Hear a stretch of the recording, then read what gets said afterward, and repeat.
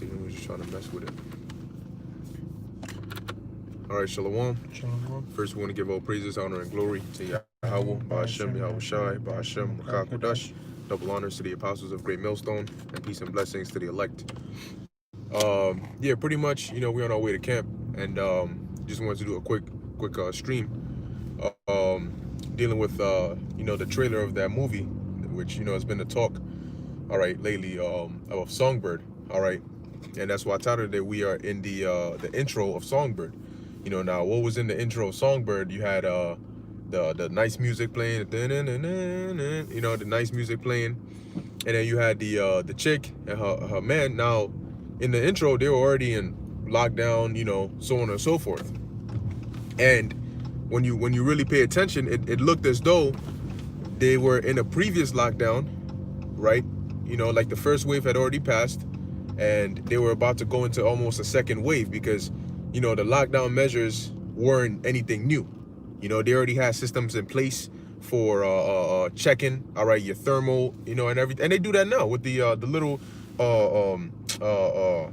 gun thing that they put to your forehead to check your temperature. So basically, you see that in the movie, all right, and everything is all sweet. They announced the second curfew. Her boyfriend is there. They on the phone, talking about how they, love each other, they can kiss each other and all that stuff. Which is right now, you're looking at people today. Look at this guy. You're looking at people today, and they're living like the chick was in the beginning.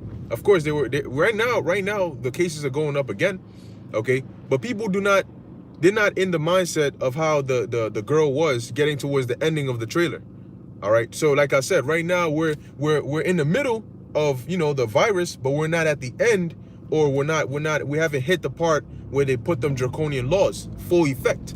You see, when the scenes came, you see how the theme of the music changed.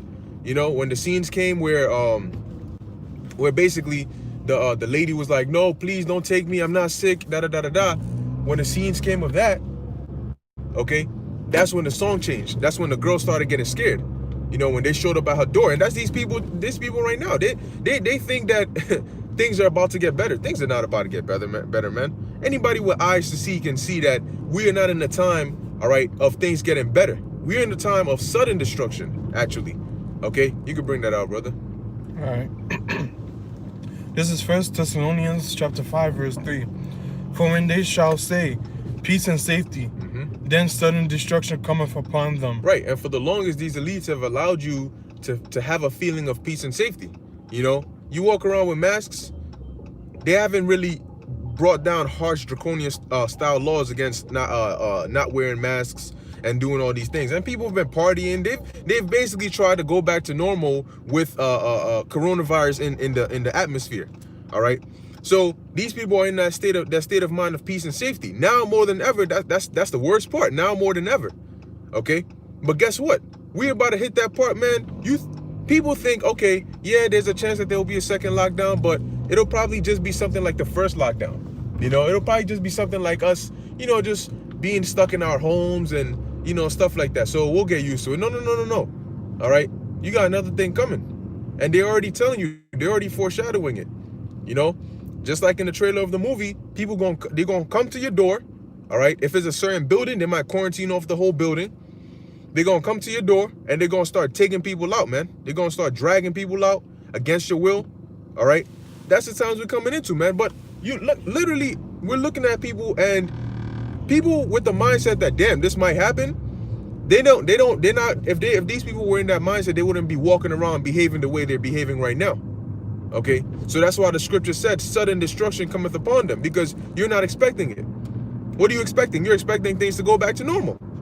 You're expecting, hopefully by 2021, when things start going, because you listen to Bill Gates' dumbass, but Bill Gates and and what's his name, Dr. Fauci, when they mention 2021 and 2022, they're talking post martial law. They're talking after they've brought their draconian styles. When they say things are gonna go back to normal, they mean after we have shut all your resistance down, we've literally pressed you guys down, okay, and made you guys okay to take the vaccine. That's why they mentioned vaccine hesitancy, you know, in the beginning stages of it. And what is going to be their solution for vaccine hesitancy? Using force. All right, they're going to use fear, because fear is a very big factor or tactic to control people. All right, so keep going. As travail upon a woman with child. As travail upon a woman with child. That's how it's going to hit these people, man. If you were to tell these people right now, yo, you know what you think this second lockdown is going to be like? Oh, I don't even think. You think there's going to be a second lockdown? I mean, I guess it could happen. You know, I think the numbers are going up. They're completely out of the loop, man. Okay, these people are not intact with reality. They are in la la land. Okay, their reality is their imagination. What they hope to come to pass is their reality. All right, and that's why they're gonna get a reality check, man. Go ahead. And they shall not escape. They shall not escape. You're gonna get caught off guard, and you're not gonna escape it, man. Okay, you might end up in a concentration camp. Yes, see, for the longest when we mentioned concentration camps and FEMA camps, it was a thing of like, oh yeah, okay, yeah. But now people are seeing it's a reality, man. Okay, people are seeing that these concentration camps and these FEMA camps ain't no joke, man. All right, these are actual real things. There are actually laws and policies in place in order to allow for these camps to hold people, man. They call it isolation centers. In New Zealand, all right, there was a lady over there talking about oh, if you don't want to get tested, you know how they say the tested, you know, you don't want to get your test, we're gonna keep you in here for 14 days, and then when the 14 days is up, we're gonna ask you to get tested again, and if you don't want to get tested, we're gonna keep you in there for another 14 days until you get tested. That's what she said, and she said it with that Edomite proud face of like, so I mean, that's pretty much what it's gonna be. So you either get tested or you just stay here indefinitely, basically, you know. And she's talking about, I think that would be a pretty good incentive for people to want to get the test. Now, if that's what they're doing with the test, what you think they're gonna do with the vaccine? And you better hope and pray they don't catch you in a quarantine center, and then the vaccine comes out, because you ain't leaving. You know what? You could be in a quarantine center, and then they can say, just get tested, and we'll make sure you're all right, and then we'll let you go. And then you say, no, I don't want to get tested. I don't want to get tested. When you finally agree to get tested, if the vaccine is out, they're going to tell you now you need more than a test. You know? You got to get tested. You know? But now you need more than that. You know? Now you need the test and you got to get vaccinated. So, man, you in double trouble. Okay? That's what's coming to this place, man. This place is finished. It's on its last legs. We're literally, all right, at the end, man. You can feel the vibration. You can feel the atmosphere of the end. Okay, and that is where we're at right now. Okay, let's pass this guy real quick. Keep going on down unless you got other precepts. I know Buzz was putting some on the comment board, so yeah, you could also get some of that. I'll read verse 4. Mm-hmm. But ye brethren are not in darkness, that day should overtake you as a thief. Right, so we're not in darkness like others, man. So we see these things, and I mentioned that because, you know, brothers are always on point in watching. You know, when you go on YouTube, it's almost like being able to see 360. You know, if a brother might be doing a video and an article about what's going on in France, or what's going on in New Zealand, or what's going on here. So we constantly are in the loop. We constantly have information. You know, we know what's going on. We're constantly aware. We're circumspect. But what is this world? They're not. They don't know what's going on. They're in the mindset of if I don't hear it on CNN, or if it's not a big fuss on social media, I don't know about it. You know? And that's not a good mindset to be in. That means you're unaware. And if you're unaware, oh boy, you're gonna get caught. You're gonna get caught, man. All right. As the scriptures talk about, wisdom and knowledge shall be the stability of thy times. Okay. But it's that wisdom and knowledge is accompanied with a spirit. Okay, a spirit of strength, man. And this world doesn't have that. This is Yasharala 144 SC. Mm-hmm. And shalom to those watching. Go ahead. Daniel chapter 8 verse 25. Mm-hmm. And through his policy, also he shall cause craft to prosper in his hand. Mm-hmm. And he shall magnify himself in his heart. Right. So through his policy, he shall cause craft to prosper. And that's what they're doing. They're using policies. All right. They're making it a law. See, in the trailer of Songbird, when I believe the guy was trying to go see his girl, and whatever means he was trying to take, the guard or whoever it was told him, he said, bro, I'm just trying to go see my girl or save my girl or something like that. The guy said, I can't help you. It's illegal. You hear that? So for you to, things that you could have done a couple years ago, that liberty is going to be taken away from you, and it's going to be illegal for you to try and get that freedom back. If they don't issue that freedom to you, you cannot get it back. So guess what? A lot of you better be prepared to be branded as enemy of the state, okay? Or enemy of the authority, or whatever they want to call it. Be prepared, because you're going to feel like, damn, I've been a goody two-shoes all my life. I've never even had a record, you know, in prison or whatever the case may be. And now they branded me a terrorist. You know, now they branded me this and this and that. Yeah, be prepared for it, man. You have to be fully persuaded in your mind that what you're a part of, serving the Lord, is going to require you to go against the grain. It's going to require you to go against the system. And going against the system, matter of fact, even trying to just say that you have privileges or even human rights, they're going to tell you, no, that's going against the system. You know, they have something called ODD, all right, oppositional defiant disorder, all right, which basically means that you are against the authority. You have a trouble, all right, following. They call it a disability, all right. If you're against the rules and stuff that the authority is putting in place, you have a mental disability. Can you believe that, man? These devils. Go ahead. And by peace shall destroy many. And by peace shall destroy many. Okay, I hope that's not an accident. I think it is though. All right, and by peace shall destroy many, man. Don't make it. Oh, it's not. Okay. You know, don't make it seem as though this is for your benefit. Oh my gosh, you know, this is so we can make sure that they didn't make sure nothing, man. Okay, they're a bunch of demons, and they want control over you, and you're gonna see Esau bring out his teeth, man, and you're gonna see who the devil is. But a lot of you, is gonna be too late for you when you realize, oh shit, that's the devil. He already got you in his grasp. He shall also stand up against the prince of princes, but he shall be broken without hand. Right, and you know, prophetically speaking, matching that to Esau as a whole, that's right in hand with I believe it's 2 Thessalonians, the 2nd chapter, or 1 Thessalonians, the 2nd chapter, speaking about how he basically sitteth in the seat of God. All right, basically saying that he is God. Okay, he's magnifying himself, trying to be the Most High, trying to be the authority on the earth, but that's not so, man. Okay, you're nothing but a man. As a matter of fact, you're the least. You're the most insignificant among the heathen. But pursuant to Job 9:24, the earth has been given into the hand of the wicked. All right. This is Yasharala 144 SC. Ezekiel chapter 7 verse 25. Destruction cometh, and they shall seek peace, and there shall be none. Destruction cometh, and they shall seek peace, and there shall be none. Why? Because when peace was there, you were supposed to be seeking your security for when the destruction came. The Lord said, what? Seek me basically in your youth, while the evil days come not.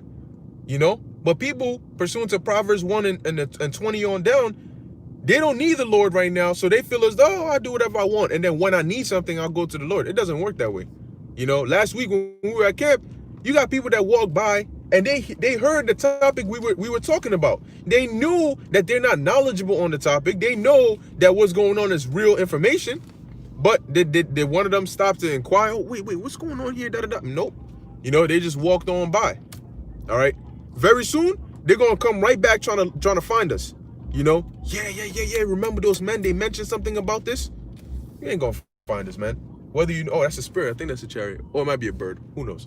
But you know, you ain't gonna find us, man. People who know us personally, you know, I'm pretty sure brothers have told friends, family members, whatever the case may be, you know, some form of what's to happen, and they didn't really take it seriously. But now that they're seeing it happen, they're like, yo, you know, let me make sure I got this person's number on speed dial in case I gotta call them. But what they forget is they think we're just automatically there. The second you want to call and you call us, we're just ready at your service, like we're your servants. You know, I didn't listen to you earlier, but I'm calling you now, so you're gonna pick up right away. What the hell, man? People are really drunk. They're really delusional. Whatever they're smoking is a strong substance, man. All right, go ahead. This is 2nd Ezra chapter 8 verse 50. For many great miseries shall be done to them that in the latter time shall dwell in the world, because they have walked in great pride. Right, because of their pride, many great miseries shall be done to them. Okay? Many great miseries are going to be done to them because of their pride. Man, yo, Jake, man. Jake always doing something extra. Hey, but the scriptures talk about the love of many shall wax cold. I guess the dude cut him off, so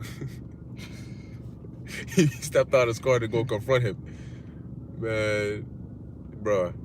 Anyway, you know, hey, but see, the time that's coming, if people willing to, you gonna step out you gonna, in the middle of traffic, you gonna step out your car just to go confront somebody because they cut in front of you.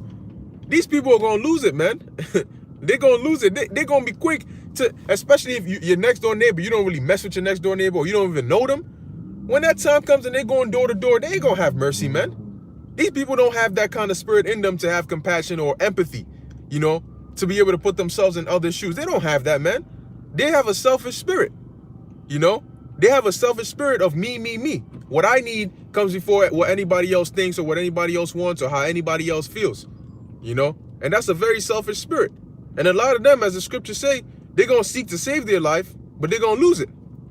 Okay? Because a lot of these people walking around, as it says in the book of Ezra, they were born in vain. They don't have a drive. They don't have a purpose. There's nothing pushing them and driving them to fight or stand for something.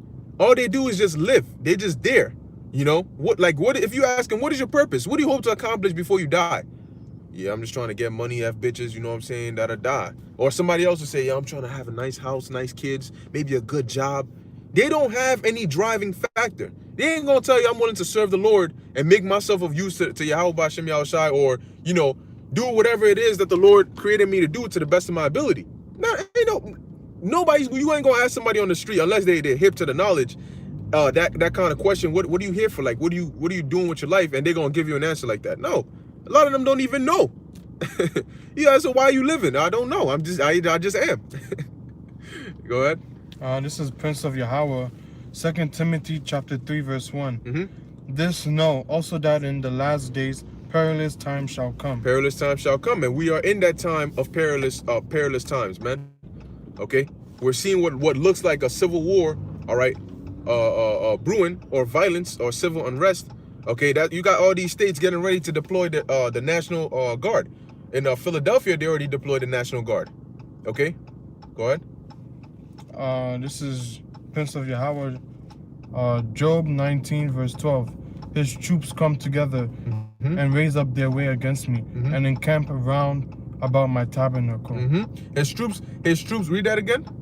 His troops come together and raise up their way against me and encamp round about my tabernacle. And then camp round about my tabernacle. But now, if you're of the elect, you're going to get delivered from that. But if you're not, like these people, man, they're just completely finished, man. It tells you in the book of Ezra 16 chapter, which we're going to go through that today, all right, at Camp Lord willing. But it tells you that in the book of Ezra, the 16th chapter, that those that consent unto them shall be had in derision.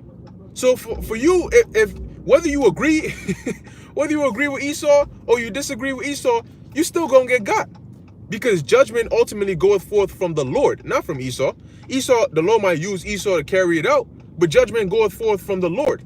Okay, so whether you say, oh, okay, I'm gonna agree with them so that they don't hurt me, they still gonna want them to hurt you. If you say I'm not gonna agree with them because I'm not doing what they trying to say, if the Lord wants you judged, you still gonna get judged. You understand how it works? It's rigged. Okay, and people are worried about the wrong thing. They think voting is their way of gaining salvation. You know, as if a savior is gonna come from voting Trump or Biden. Go ahead. This is 2 Ezra chapter 2, verse 9.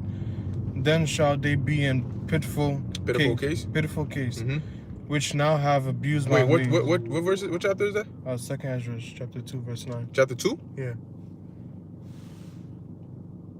Okay, go ahead.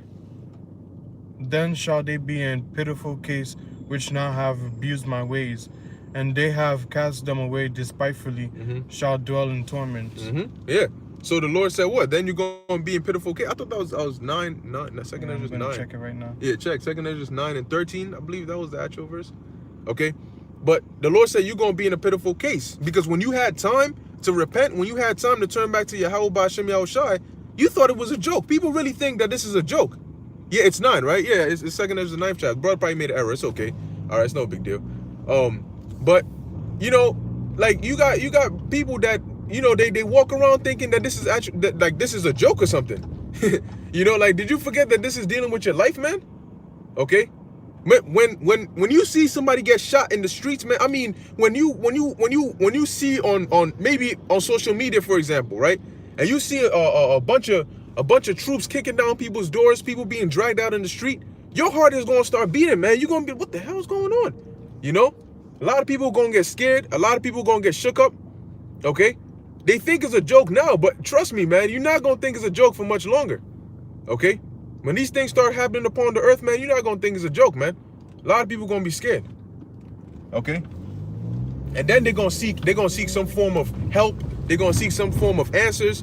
But man, we say it, and we're gonna keep saying it now, but just as the Lord said to Ezekiel, when that time comes, he's gonna make our tongue cleave to the roof of our mouth, and we're not gonna be a reprover to you people, man. Okay? So let's read like one or two more, and then we'll close it out. All right, because the moral is, man, we are in the beginning, all right, of Songbird, but we all know how Songbird ends. All right, even without watching the movie, we see how the trailer is. Now, one thing about these movies I will say is, yeah, they put, majority of them will put what's going on, but they turn it into a protagonist antagonist scene where the main character is, it's a broad thing. But then the end of the movie is with the main character winning or finally succeeding and all. That's not how it's gonna happen in real life, man. All right, in real life, that's not what happens. Okay, ain't gonna be no main character winning, and it's gonna be judgment, the Most High, and judgment going out forth, man. All right, that's all it's gonna be. So it's not gonna be, at the end of the day, I managed to save my girl. No. All right, the way this story ends is the elect get delivered and everybody else gets judgment. Okay, some unto death, some might be preserved after the missiles. Okay, but however it is, it's judgment that's going out forth, man. Okay, it's not a story of my girl and main character and none of that, man. The main characters of the story are the elect. Okay, you got one more? Yeah, this is Bond of War 777, Proverbs chapter 1 verse 28. Then shall they call upon me, but I will not answer. They shall seek me early, but they shall not find me. Now, is the Lord messed up for doing that? No. Why? Because when you read up in Proverbs, he tells you how he's been calling out to you through us. But we got done dirty for reaching out to you. We got done dirty for trying to help you out. For the same thing that you're gonna turn around and do when all hell breaks loose, we try to offer that to you in advance while there was still a chance. But you did us dirty, man. You mocked us. You made fun of us. You tried to embarrass us, and not even us. Forget us. You came at the Lord, man. Okay, yeah, the Lord sent us to try and help you people, man. But you turned around, insulted the Lord, and did all of that. So please explain to me, how would the Lord be messed up if he doesn't want to answer you? Rightfully so, because you didn't want to answer him, man. You people, the world is full of a bunch of messed up ass individuals, man. A bunch of selfish, messed up ass individuals, man. It's okay when you screw somebody over, but then when they do it to you, oh, they're unrighteous. They're so unjust. Oh my gosh, they're the most wickedest individual in all of existence, man. Get the hell out of here, man. The Most High is done babying this world, man. He said, my word is not going to be prolonged anymore, man. Y'all are about to see what is like. Okay, congratulations. You're going to find out what it's like to piss off the Most High. Okay, you're going to get a one-way ticket to finding out what all hell on earth looks like, because you done pissed off the wrong one. Okay, so congratulations, guys. Congratulations. You got any more? No, that was it. Yeah, that's about it. All right, so hey, we're pretty much going to end it here. We are pretty much almost at camp anyway. All right, so, low in a few minutes, we'll go live again. All right, but the water for tuning in, Lord willing, you were edified. We at that time, man. All right, you can see what's going on. Whether this election pops off into straight chaos or not, just know that we are in that time, man. Okay, things are not going to continue as they are right now for much longer. Okay, so now's the time to really gird up and strengthen yourself in the spirit, man. And those aren't just words. Actually strengthen yourself in the spirit. Pray. All right, draw nigh unto Yahweh B'Shem Yahushai, because we're going to need the Lord. Our life is going to depend on the Lord, man. Okay. So with that, we want to give all praises, honor, and glory to Yahweh B'Shem Yahushai B'Hashem Rachak Wadash. Until next time, Shalom.